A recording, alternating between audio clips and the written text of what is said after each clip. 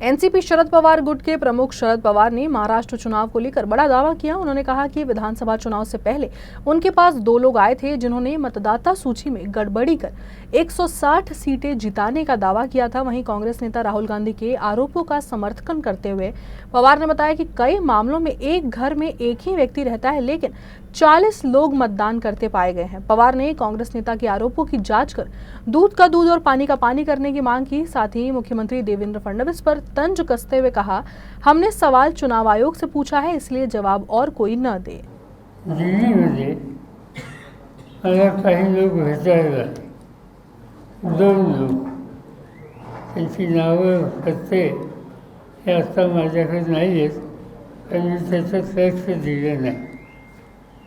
आणि त्यांनी आम्हाला सांगितलं की महाराष्ट्रामध्ये 288 विधानसभेच्या जागा आहेत, आम्ही तुम्हाला 107 जागा निवडून येण्याची गॅरंटी देतो. मला आश्चर्य वाटतं आणि स्पष्ट सांगायचं म्हणजे त्यांनी जरी सांगितलं गॅरंटीचं, तरी निवडणूक आयोग या संस्थेच्या संबंधी माझ्या मनात काही शंकेची स्थिती नव्हती. आणि म्हणून असे लोक भेटत असतात, म्हणून त्यांच्याकडे मी त्यावेळी दुर्लक्ष केलं. आयोग ही स्वतंत्र संस्था आहे.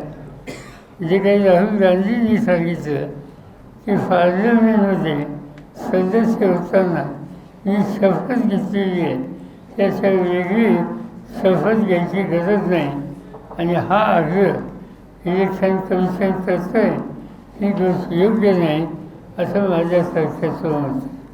पण हे जे काही प्रेझेंटेशन होतं त्याच्यात सखोल जाण्याची गरज आहे.